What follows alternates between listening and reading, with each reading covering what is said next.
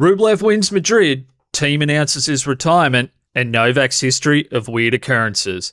That and much, much more on this episode of Beer Garden Tennis. Now, let's crack on.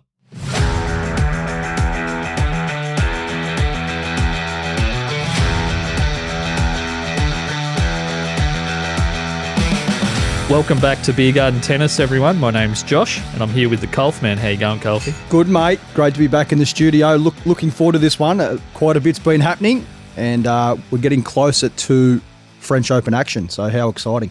We are just later in the month, and one thing we almost did for the people at home is we almost burnt all of our topics talking to each other about it before we hit record, so we thought we better jump on and get straight into it, which is what I'm going to get to. So there's been so much happening during the week, including the culmination of Madrid, and then we move into Rome. But I just thought maybe we could just cover off on the end of Madrid because that happened after our last record, and Rublev's run to the final there and his eventual victory. So you and I have talked many times about how unbelievable he is when he's firing on all cylinders, but how his results can maybe just up and down flow in a pretty confusing way sometimes, where you think, God, this guy looks absolutely unhittable, and then in the next match will look like a different person. But he had a run where 3 or 4 matches where he looked like I am ultimate Rublev. Yeah, and Rublev, he's that guy that none of the top guys want to play because he's just so relentless and ferocious off the deck, forehands and backhands. And he's also one of those players that his results are certainly dynamic and consistent because he sits well and firmly entrenched in the top 10, but he's one of those players that maybe cops a little bit of criticism, for certain blow-ups that he has on court. He's obviously gotten better with that over the years in terms of his mentality and keeping, for lack of a better word, keeping his shit together when he's out there on court.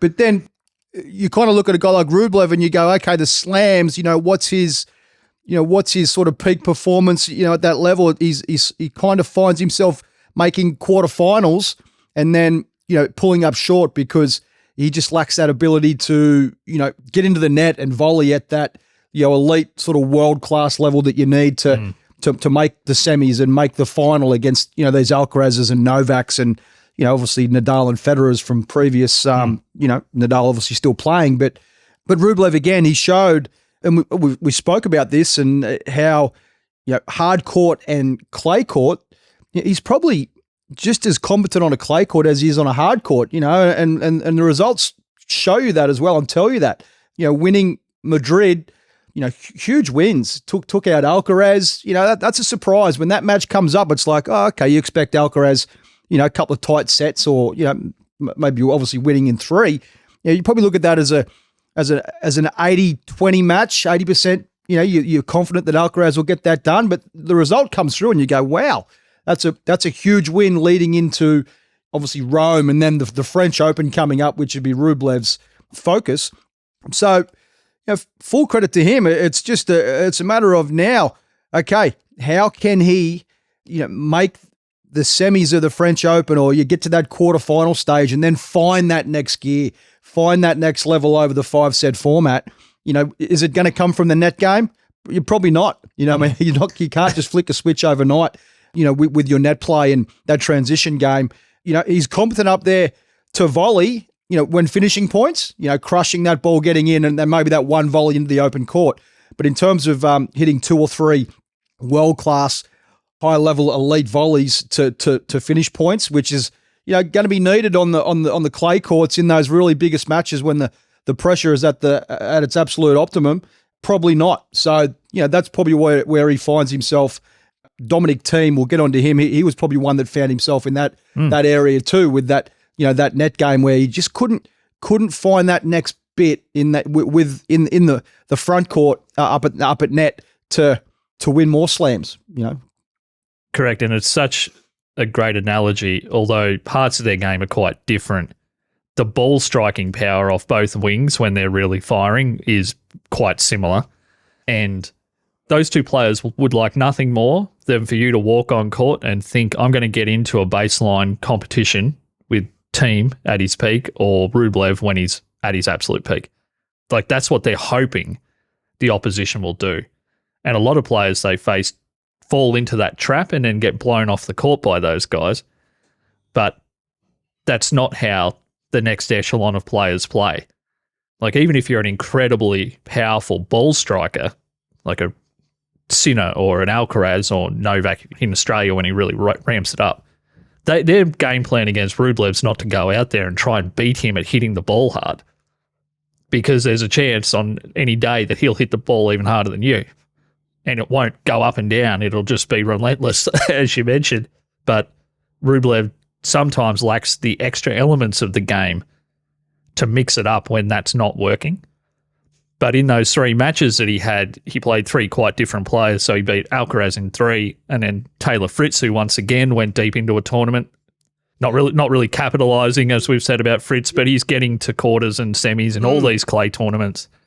And then basically just pretty much, other than a bit of a slow start in that first set, as Rublev's come out and said he was unwell at different times during Madrid, he basically just crushed FAA.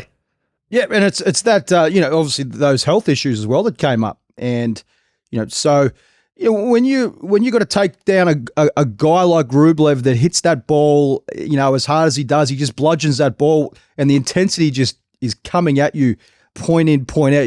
If you get a chance to watch it on on film on screen, you could just jump through the plasma, through the television set. Yeah. You know what I mean? Like, this guy is intensity of the highest order, and high levels of athleticism are needed. Moving laterally just to defend out of the corners, because this guy's just smacking balls relentlessly, corner to corner.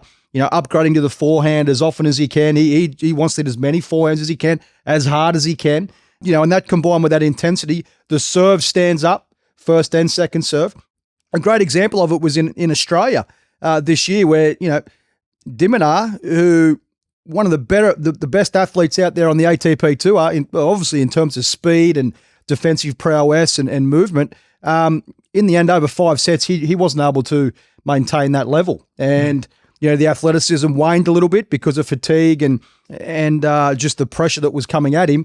And eventually, Rublev maintains that level for over 3 hours and wears him down. So a player that moves like that at that level, which is the highest level, Diminar, there's no more levels to unlock when it comes to court speed and movement. He's one of the best that probably there's ever been, really. We talk about players such as Michael Chang from earlier generations. He was probably that guy. Diminar's that modern guy now with this generation.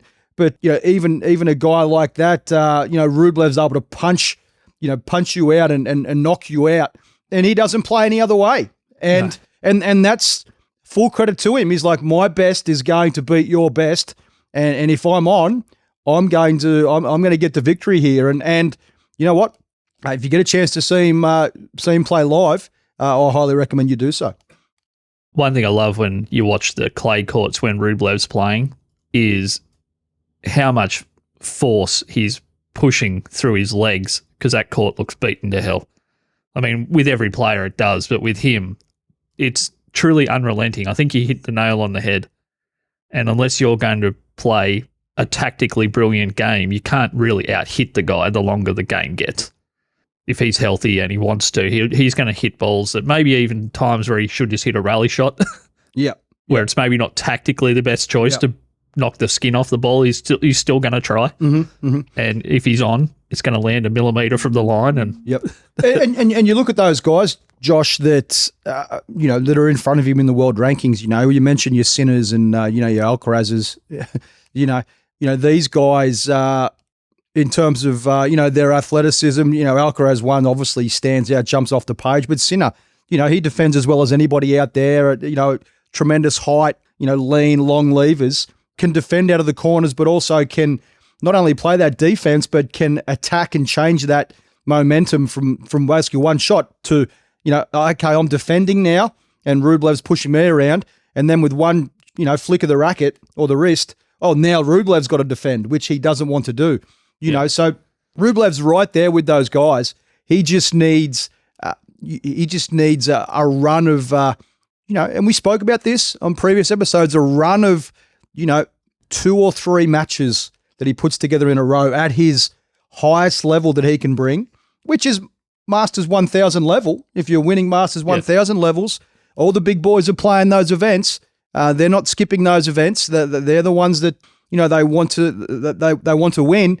If he's got to be able to bring that for 2 or 3 matches, and that's the ultimate goal and level for him, which, he'll be able to win, a Grand Slam. And once if he's able to unlock that level, we've seen it before where it's like, wow, hey, the belief then all of a sudden, hey, obviously you believe that you're great if you're a top 10 player, but, top 10 player to Grand Slam champion, 2 completely different things. And once you unlock that Grand Slam level, then you go, okay, hey, I want more. You know what I mean? I want more. The grind's been worth it. Yeah, hey, my bank balance is fantastic. It's great, but now I've got one of these Grand Slam trophies, which, everybody talks about. And I want to continue to add to that. Yeah, and that takes us perfectly into Dominic Thiem, who was another power player off both wings, and he got his slam. So he validated a long run of semis and finals, and a lot of those were losses and or epic matches that would go to 5 sets, and he would either win it right at the end and have no juice left for the finals, or he would, he may lose those matches, but he got the US Open.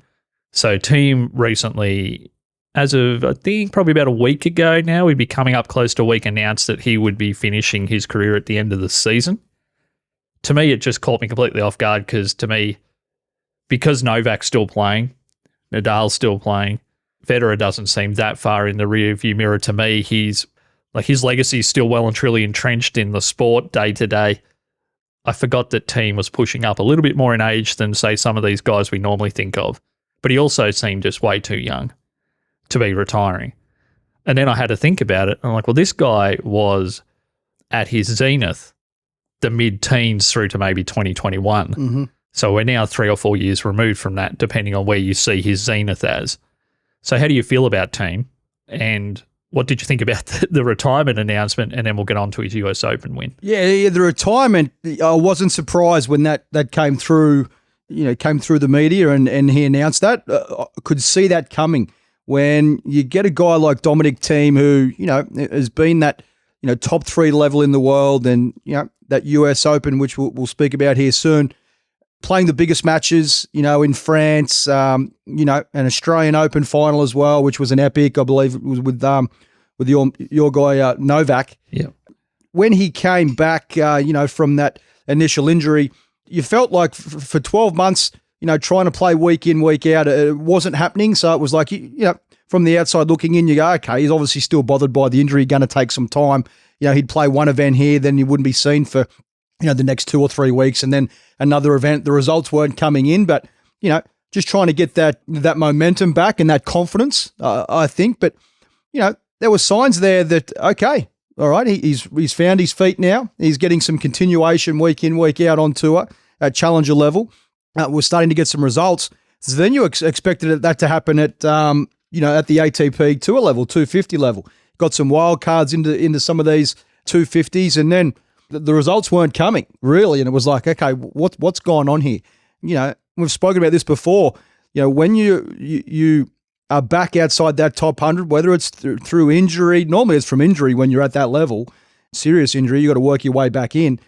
Motivation, for example, hey, my bank balance is looking very nice. Do I really want to do this? This is not as easy as it was coming to me before. That motivation dwindles, I guess you could say. So all those things, come to the party, and it's hard to really continue that, I guess, that growth back up to really where you were. Because if you're struggling to get back into the top 100 and you've been top 5, and we're 18 months into this thing, into this comeback, you're looking at that going, man, that this mountain seems like it's a bit bigger than what it was before. Because as you said, Thiem was 20, 21 years of age, knocking on the door of the top 10 in the world. He was clearly the best 21-year-old when he came down to Brisbane, best 21-year-old in the world when he came to Brisbane for one of the very first times. And he was, he was cutting his way through the early parts of the draw there, just destroying guys on the hard court up there. And it was clear that gee whiz, this guy, he could be a top 5 player. He's as dangerous as they come. And, had 5-6 years, as you said, at the top of the game, competing with, the biggest 3 players that have ever played the game, the biggest matches, but couldn't quite, get over there until that US Open result. So, if you lose a step, the motivation dwindles. The rest of the tour, they're not scared of you anymore. Their confidence goes up. They're not worried about, I played team. Okay, here's an opportunity. This guy's on the way back. He's not, he's not what he used to be. That starts to add up. So, I wasn't surprised when it was all said and done when that came through. He's probably just probably exhausted over the last 3 or 4 years to trying to get back to where he was at. And clearly when it wasn't going to be the case, when he was losing, first and second rounds there at challenger events, the party's over. You pretty much just summed it up perfectly. That's how I saw it.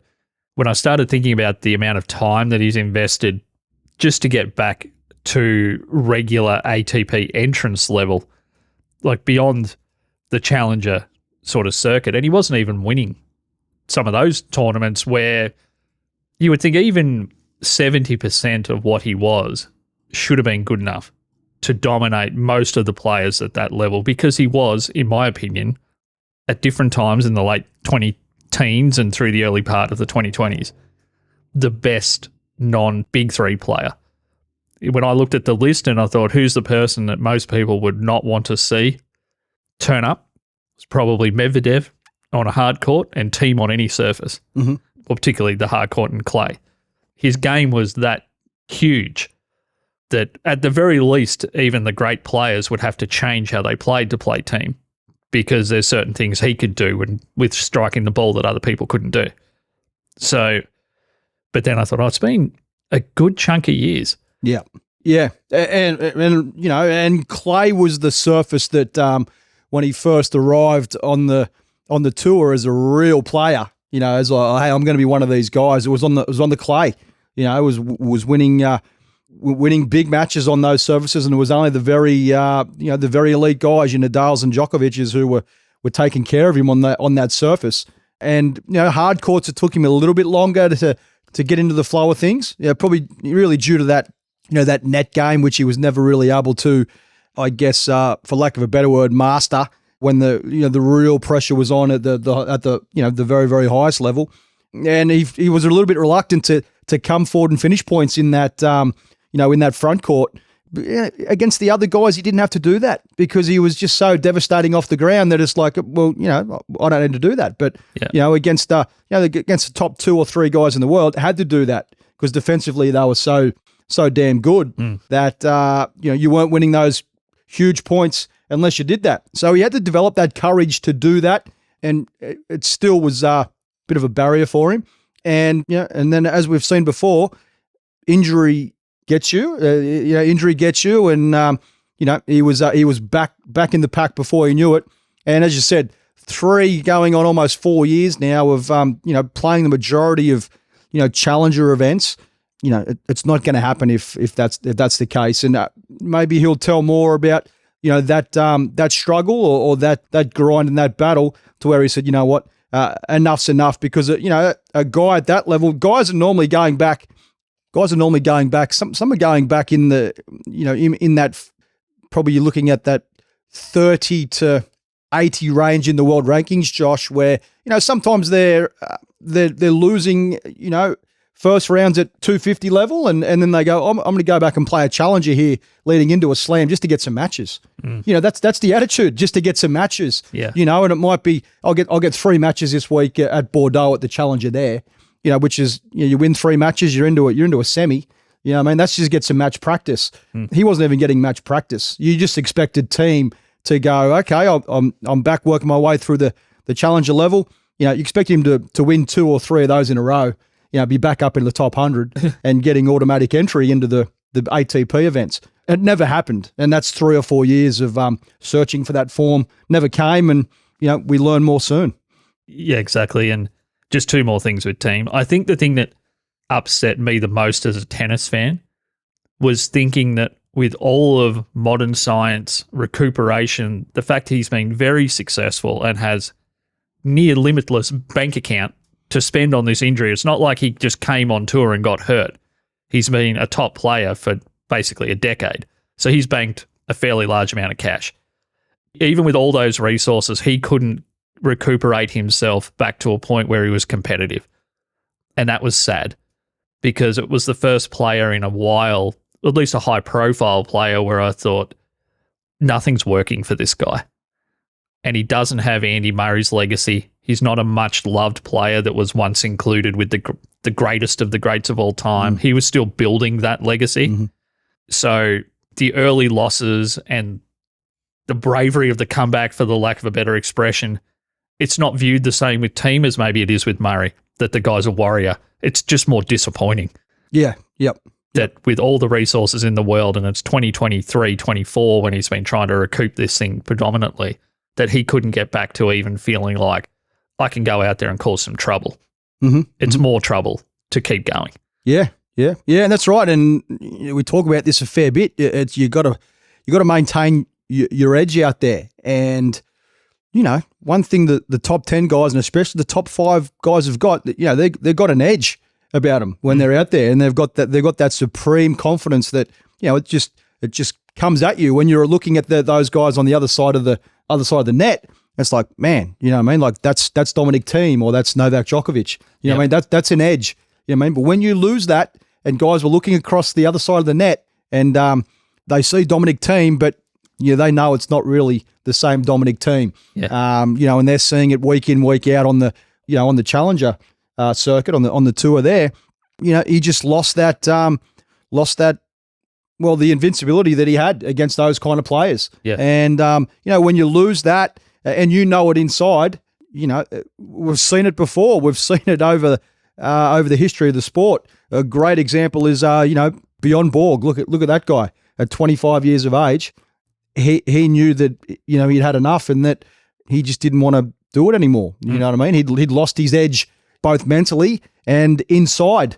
McEnroe, he didn't want to play those big matches anymore because he was exhausted and he'd had enough. And I think Dominic Thiem's probably reached that point. And full credit to him for, hey, it's been 3 or 4 years of, non-stop, trying to find what he had before. And I should clarify, I'm not disappointed in Dominic Thiem. I'm disappointed for him. I just want to clarify that for people listening. I'm upset for the man that he tried so freaking hard and has played tournaments that people with his profile wouldn't normally play just to be able to hit a ball, and it hasn't worked for him. I just want to clarify that. I'm not disappointed in him or viewing him as a failure.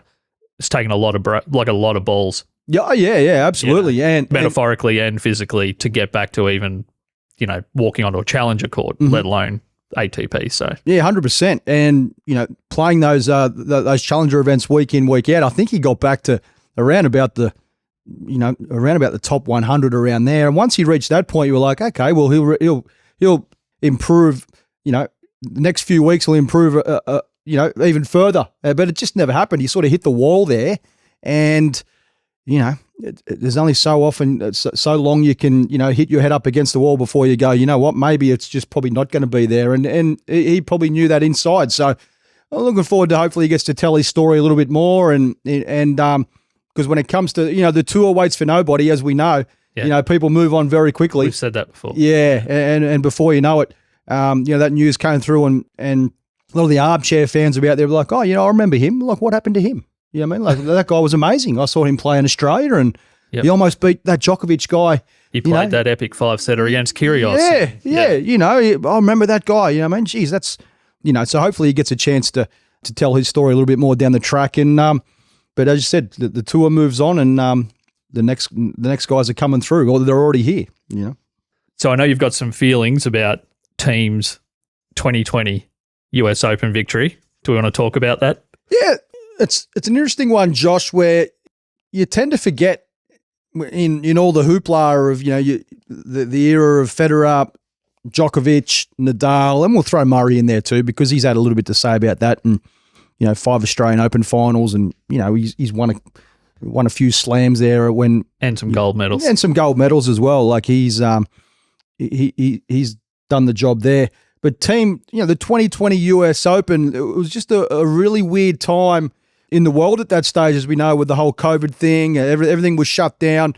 Professional sports was still attempting to go on, and it was all obviously money driven, you know what I mean? But no fans were allowed at these events. And, that US Open with no spectators in the stands, it was just a real weird situation. So no atmosphere, no crowds. And then Novak Djokovic is clearly the best player in the world at the time. And it was just on a dominant run. Yeah. And, he was destroying guys in the early rounds at the US Open. It was evident, was like, man, who's going to beat this guy? It's nuts. You know what I mean? Like, he's going to get another slam here and, mount his case as the best player that we've seen. And then, that freak incident where he hits a tennis ball, really not at high speeds. I don't believe it was really at high speeds. It wasn't in anger. It was just a freak incident, and hits a linesman, or I should say a lines lady. I believe it was a woman. And, she goes down, and when it was all said and done, the odds of him being disqualified from that slam, the form that he was in, it just blew the entire event completely wide open. And there were a bunch of guys in there that had never won a major championship, that have been knocking on the door, but they haven't been able to get over the very, very best players in the world at the time. And that's what we want to see. We want to see these, the younger guys that, are billed to be, Grand Slam champions.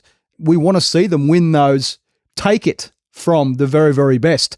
And I really felt, hey, Novak Djokovic hasn't been, one of my favourite players on tour over the years. Look, be straight up, I was just more of a Federer guy, But, I saw that and I'm thinking, what are the odds of that occurring? I mean, it's just a freakish incident and result. And, Thiem goes on, he's able to fight back from 2 sets down, against Zverev. Now, here's the other one. Here's the other argument, Josh. I'll just be quick on this. If Zverev was the one that was able to get that result, and he probably should have, leading 2 sets to love, it's the same argument, really. It doesn't matter that it was Dominic Thiem. It could have been Andrei Rublev. It could have, but, so I just think like, hey, you cashed in, you took advantage of that. You still got to win, beat who's in front of you, and an unbelievable effort to come back from the 2 sets down. But I just think like, an incident such as that, I tend to forget that he actually has that in the trophy cabinet, because I think there's like an asterisk. Maybe that's unfair. I don't know. Well, I don't forget it because I got in trouble many times at work that day for watching the Zverev team final. It's one of the few finals I've ever just been fully distracted at work on one of the big screens, just watching it and doing no actual work.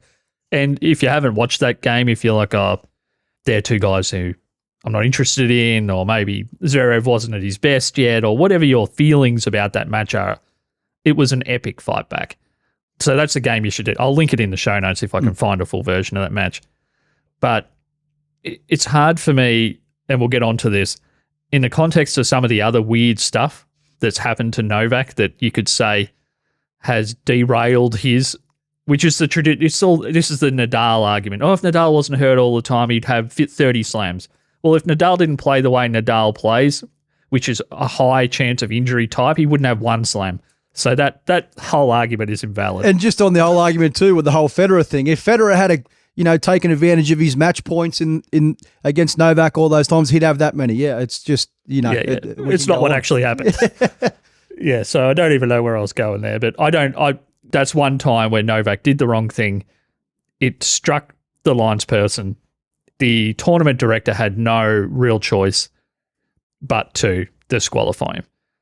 I mean, maybe if it was something where those things could be challenged, like a tribunal that goes away and then maybe can change that decision if it's that type of sporting setup, I think then maybe Novak would have been given the benefit of the doubt because it didn't seem malicious at all.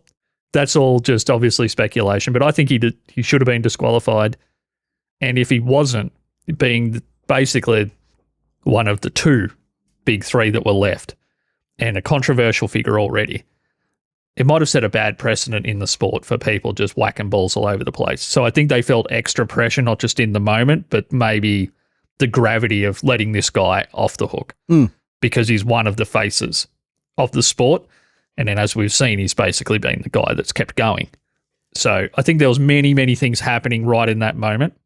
But his form, although he wasn't playing that well against Carino Busta at the time, I think he was a set down when that happened. But his record against players at that level, even if he loses a set early, sometimes it's just him. And it's happening more and more as he gets older. It takes him a while to get going. So I don't think it was ever in doubt that he was going to either win that match or be competitive in that match. But his base level form was in my opinion, was well beyond what Thiem and Zverev showed in the final.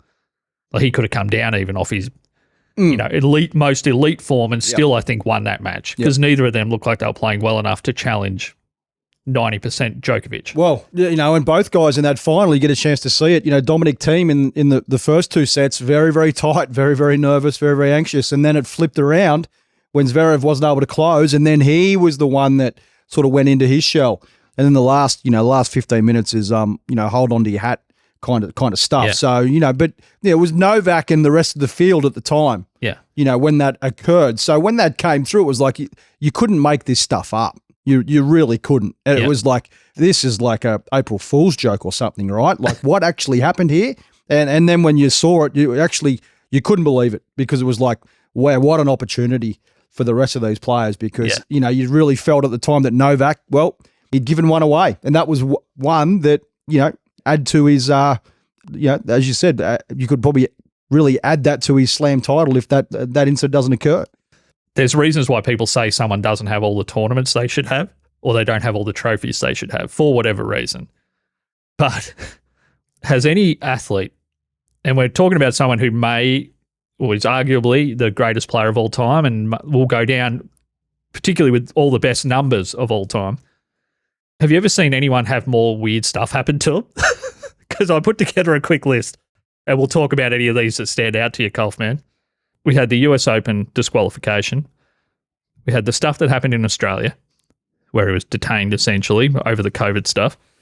In 2022, I don't think he was allowed to play the 2022 US Open. Was that correct? Because of COVID vaccination status? Yep. So that's another one by his own choices, and that kept him out of the Australian Open and through all of that crap that happened to him. And then obviously he didn't get to play another tournament. He missed Wimbledon 2020, like all players did from memory, because they didn't hold the event. I'm pretty sure that was the year. Yep. So that's another one where, as great as he is on hard court, he's arguably one of the greatest grass court players of all time, and for the last decade has been. So that's another one he probably could pencil him in for. Yeah, the way Wimbledon is set up these days with the changing of the court surface where you can stay at the baseline. It's a lot of it's baseline play. Yeah, that's why he's been able to rack up so many. And now we've just had recently a water bottle incident. Like if I told you a story that a player won a match in super convincing fashion, went down the runway to get off the court and signed a couple of autographs, and a heavy, huge water bottle fell on their head and essentially half knocked them out. Who would you automatically think that has to have happened to? It has to be Novak. He's the only player that something that weird would happen to. On your list there, you've got three things there that, well, I've never seen happen before. Yeah.